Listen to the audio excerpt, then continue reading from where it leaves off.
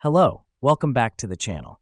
Today, we're diving straight into how to track team capacity with teamwork.com, your full guide for 2025.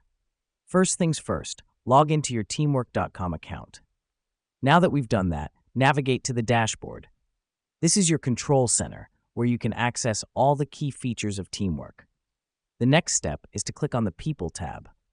This will show you a list of all your team members. The reason we do this is to gain a clear view of who's in your team, their roles, and their current workload. Now, click on the Capacity option under each team member's name. This is where you'll find the amount of work assigned to each person. Let me explain why this matters. Tracking capacity is crucial to avoid overloading your team and to ensure efficient distribution of tasks.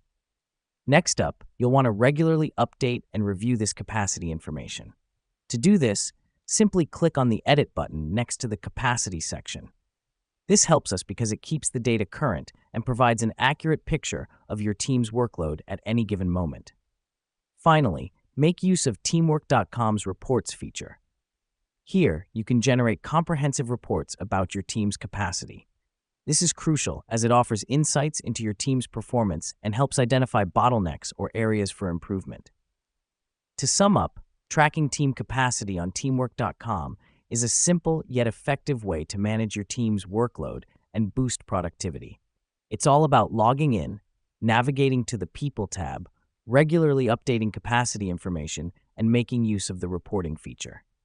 And that's a wrap. Thanks for tuning in, and remember, understanding your team's capacity is key to leading a successful and efficient team.